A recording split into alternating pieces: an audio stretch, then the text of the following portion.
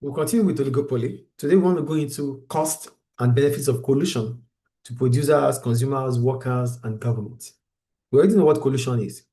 Coming together to restrict competition, to make a jointly benefit or profit, supernormal profit mostly. So what are the benefits? What are the benefits and the cost of collusion to producers? Producers make the product, yes or no? These are the firms, right? Yeah. Collusion allows firms to charge a higher price than if there is no collusion. As a result, may gain higher profit. Firms will also be able to save costs as much doesn't need to be spent on advertisement.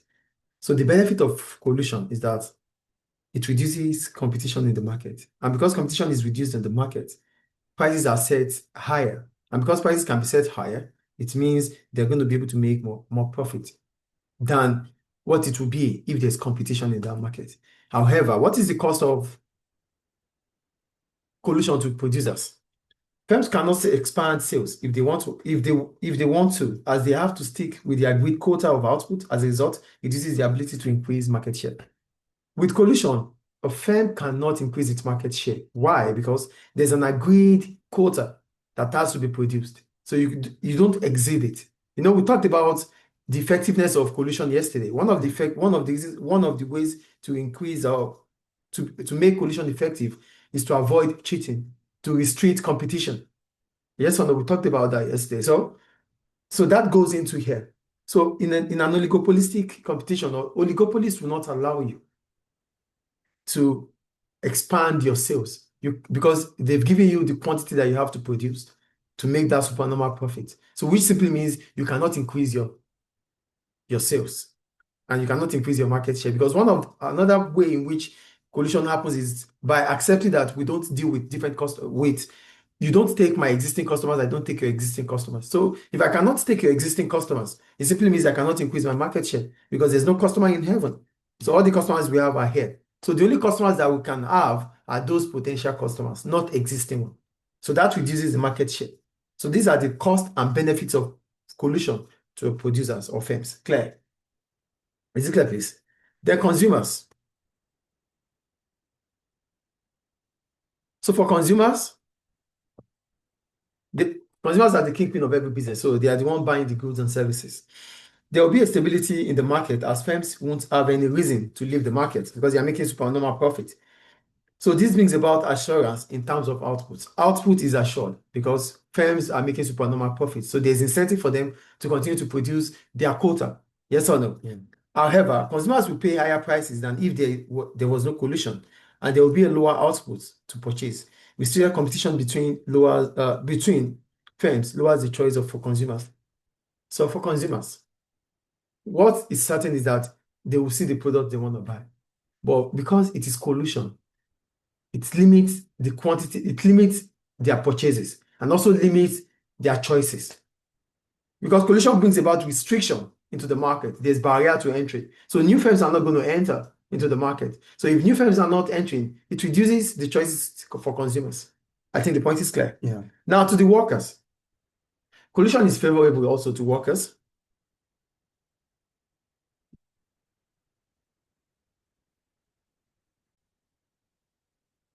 For workers, they are less likely to lose their job. Why? Because there's stability in the oligopolistic competition. Firms are making supernormal profit. So they are unlikely to lose their workers. They are unlikely to let them go because they are making profits. So, but what is the problem about oligopolistic competition when it comes to the workers? Yes, workers are expected to get more pay based on the fact that there's supernormal profit in that market.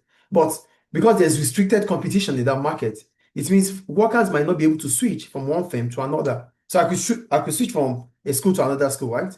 But if there are few schools around, it simply means it reduces my choice of schools that I want to go to. That is the problem for workers. Is it clear? Yeah. Then to the government. In oligopolistic competition, because there's high profit, right? Higher profit will bring about higher tax revenue in terms of corporation tax, yes or no? Yeah. But what is the consequence here? The consequence is that government macroeconomic objectives might not be achieved, like stability in price. Because in an oligopolistic competition, they are likely not to be productive efficient, allocative efficient, and even dynamic efficient. They wouldn't care. Because whatever happens, collusion will bring about the vulnerability to consumers. So they don't have any reason or cause to be productive efficient or allocative efficient. They won't be productive efficient because their costs are expected to rise, and whatever the cost is going to be paid for by consumers. There's no allocative efficiency because consumer choices are restricted, are reduced. And there's no reason to be dynamic efficient. They might not even spend on technology because there's no competition. It's only when there's competition you think about being dynamic efficient.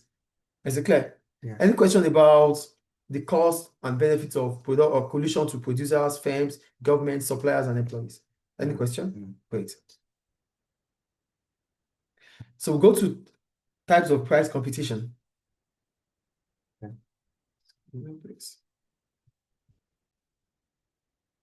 So go to types of price competition in oligopolistic competition. In an oligopolistic competition, firms can engage in different types of price competition.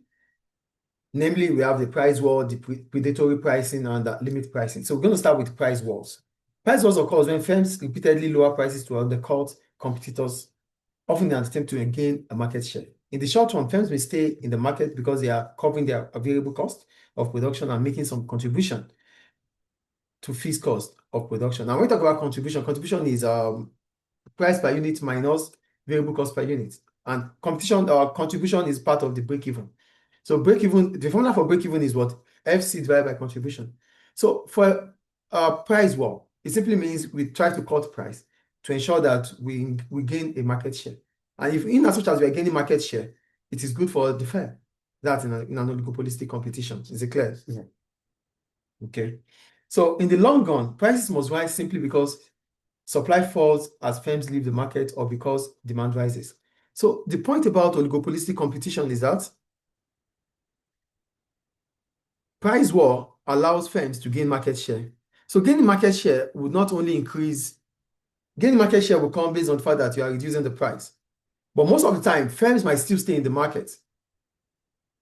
Firms might still stay in that market in the short run because they can still cover up for their variable cost. Remember, we only consider short down if we cannot cover up for our variable cost. We talked about that. Short down. Mm-hmm. Short run, short down. Yeah. So in an oligopolistic competition, because we can use price war, based on the fact that price war is part of the pricing strategy we could use. Yeah. And when you are using price war, it's just an attempt to gain market share. So if you are gaining market share, it simply means some firms will be making a loss at that period of time. But in the short run, they might not leave the market for you because they are still covering for their variable cost and there's still contribution towards the fixed cost. So, but in the long run, based on the fact that as time goes on, you might not be able to cover up for your fixed cost. So some firms will leave the market. So using the price war allows, in the long run now I'm talking about, with price war in the long run, prices are expected to rise. How and why? Prices are expected to rise because supply would reduce based on the fact that some firms would leave the market. So if you are gaining a market share, it simply means some of your competitors are losing their customers. That is the way to gain a market share, yes or no? So if you are losing your customers to your competitors, then what's the point staying in the market? So you leave the market. That reduces competition, yes or no? And if competition reduces, output reduces. Demand increases more than supply. So using in an oligopolistic market, when price war is used, in the short run, firms might be able to cover up for their variable cost. So they will stay. But in the long run, prices are expected to rise in two folds. Either because supply is going to reduce or demand is going to rise over time. So prices are expected to rise in the future. That is using price war. Any question about price war? No. Good. Then we have predatory pricing. For predatory pricing, it simply means it occurs in an oligopolistic competition when a dominant firm set price below cost to drive out competitors with the aim of later raising prices to recoup losses and establish a monopoly. For predatory pricing, we're going to set a dominant firm is going to set a price below the cost of production. So when you set a price below the cost of production, what do you mean? It means you want to deliberately lose. And if you are losing, it means other firms will lose more. So because other firms are going to lose, they have to run away from the market. So that takes them away from the market. So that established firm, that dominant firm, aim is to create a monopoly at the end of it all. Creating a monopoly simply means you would finally increase the price as soon as those competitors leaves the market. So what are the risks and challenges when it comes to using predatory pricing in an oligopolistic competition? The first one is high cost. Yeah. It needs significant finance resources to sustain low prices for an extended period of time. You know, when you use predatory pricing, it simply means you have decided on the price you want to sell. You want to sell below the cost of production. You would have had a target. Oh, I'm going to do it from January to December or from January to May. So for that period of time, you need enough finance to be able to maintain to sustain or to maintain that low prices. And that is huge. 2, legal issues. Things like that. It's illegal, right? It's illegal. So you might have some antitrust situations. And you might even face some penalties from government. Do you understand the second point? Yeah. The third one, uncertainty of success. You are not so sure that the predatory pricing will ward off all competitors. Maybe some will be able to compete with you. So you would have spent so much resources and it's not going to still be successful. So it's uncertain that it will lead to a success. And the last one is that there might be retaliation. Some firms it might not go well with them. Because remember that in an oligopolistic competition, there's interdependence, yes or no? So your action needs to be you need to put into consideration my reaction based on your action. So it means I might retaliate. So there's potential retaliation. So for potential retaliation, I wrote other firms might retaliate with their own predatory pricing or other competitive strategy. So these are the consequences of using predatory pricing. Any question about that? No. And the third form of pricing strategy that can be used in an oligopolistic competition is limit pricing. And when we talk about limit pricing, it occurs in oligopolistic competition when a dominant firm set prices low enough to discourage new entrants. For price war, you are setting a price, you lower a price to gain market share. For predatory pricing, you are setting a price below the cost of production to ward off competitors. For limit pricing, you are setting a price so low that new entrants or potential firms would be discouraged to come into the market. So, firms set low enough to discourage new competitors from entering the market, even if it means sacrificing short-term profit. So I don't care, we're not going to make profit, but new firms are not going to come into this market. So by preventing entry, the dominant firm preserves its market share and avoids competitive pressure of a larger market. So what is the essence of doing this? The essence of doing this is to prevent entry. And that allows you to dominate the market and increase your market share. And when you're able to increase your market share, it reduces the pressure of being in a market that is large in terms of competition. Do you understand limit pricing? Yeah. Any question about limit pricing? Yeah. Good. So those are the three methods of pricing strategy that can be used in an oligopolistic competition. So that takes us to the types of non-pricing competition. Are you there? Yeah. The first type of non-pricing competition is advertising and branding. Now, when we talk about advertising, it creates awareness about the product, yes or no? Yeah. So they are important as they change consumers' perception about a product in a favorable manner. So for promotion, it draws attention of customers to a product, and branding encourages consumer loyalty. So this in turn makes it difficult for new brands, to get themselves established.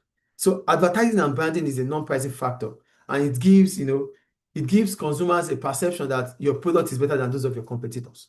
And for new products that are coming in, it might be difficult for them, to compete. Do you get it, please? Yeah.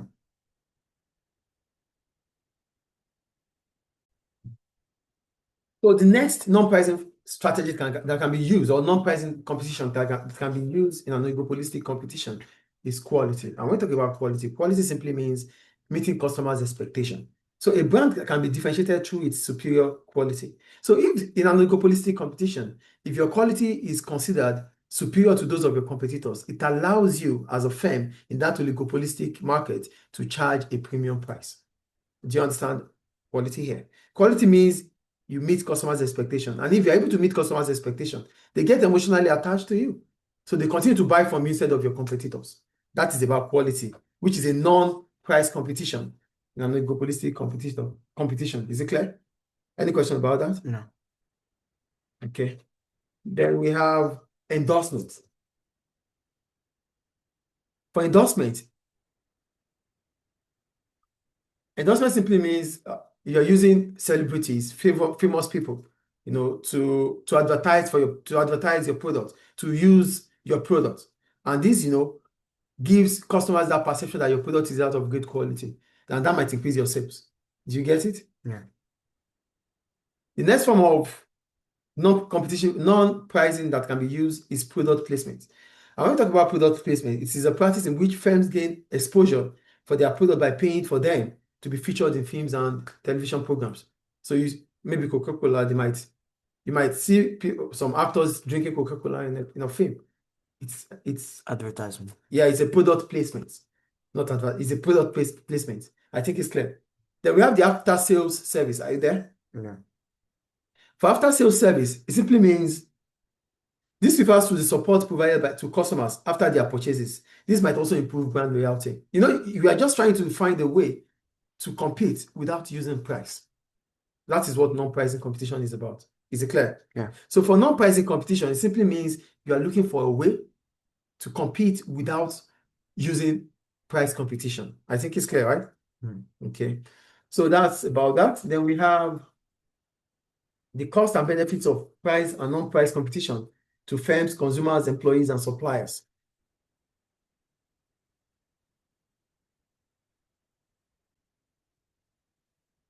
So go to the cost and benefits of price and non-price competition to firms, consumers, employees, and suppliers. So we're going to start with the firms. For firms, if the price elasticity of demand for a product is elastic, charging a lower price will increase revenue. But the problem about that is that your profit margin will be lower. You will increase revenue. How are you going to be able to increase revenue? You're going to be able to increase revenue because you have set your price low and your sales has increased. So the volume now will increase your revenue. But the problem about setting a low price is that your profit margin will be lower. I think the point about pricing factor for firms is clear here. Yeah. Then, for not using a non-pricing competition for a firm, will attract customers and are likely to increase sales and sales revenue. However, advertising and promotion are expensive, and this may reduce the profitability. So, the cost and benefits for a firm using pricing competition and non-pricing competition is that using pricing competition, when you use pricing competition and you set your price low, you will increase your sales. But the problem is that your profit margin will be lower. And using non-pricing competition like advertisement or promotion, the cost of advertisement is high, and that reduces your profitability. That is for firms. Any question? No. Then we go to consumers. Using price competition for consumers are likely to benefit because whenever there's competition about price, it is always going to be a lower price, yes or no? So consumers will be buying goods at affordable prices. However, lowering prices might also reduce the quality. So consumers might be buying a product that is affordable but with low quality. That is the consequence of pricing strategy or pricing competition to consumers. Clear? Yeah. They might be paying a lower price, but the quality might be lacking. They're using non-pricing competition. Using non-pricing competition is a form of reassuring consumers that the product is still what they should buy. But the problem is that they might charge higher prices, and that reduces consumer surplus. And you know what consumer surplus is, right? Yeah. The difference between the amount consumers are willing to pay and the amount they actually paid, right? Yeah. Good. That is for consumers. Any question about consumers? No. Okay, we go to employees. Large firms in an oligopolistic competition are likely to make higher sales, and as a result, will be able to keep their workers. Yes or no? However, competing on prices may mean costs are kept down by lower wages. But if there's competitive pricing, if you are using price competition, that means they have to sell at a lower price. And selling at a lower price, or whatever the case might be, they might find a way to reduce cost. And one of the costs that is likely to reduce is the wage cost. That means employees might be getting a lower pay. That is the consequence of price competition for employees. Then for non-pricing competition for employees, using non-pricing competition like branding might allow employees to work in a brand that they really like. Do you get it? However, higher costs for firms due to non-pricing competition might also mean that they have to reduce cost through wages. So workers are likely to get a low wage, either through non-pricing competition or pricing competition when it comes to oligopolistic competition. Is it clear? The next one is suppliers. And for suppliers, they might be able to increase their sales if demand increases for oligopolists due to lower prices. However, if firms have to sell at a reduced price, they might put pressure on suppliers to reduce their price too, to reduce so that they can maintain their profit margin. That is for pricing strategy or pricing competition. Is it clear? Yeah. But for non-pricing competition, it may also increase sales if firms' branded goods sells well. For non-pricing competition, you might have used branding. So if your brand is selling well, it increases the supply. You will make more supply, yes or no? Suppliers will be making more revenue also. But the point is this, the consequence about that is that if through branding or through non-pricing competition, you want to improve your quality, that means you have to tell your suppliers to improve the quality of their components before they supply to you. And that might increase the cost for suppliers. And as a result of that, they might not be making more profit to supply. That means suppliers might not be able to make more profit. Any question about that? No. So that ends oligopolistic competition. Any question? No. Great.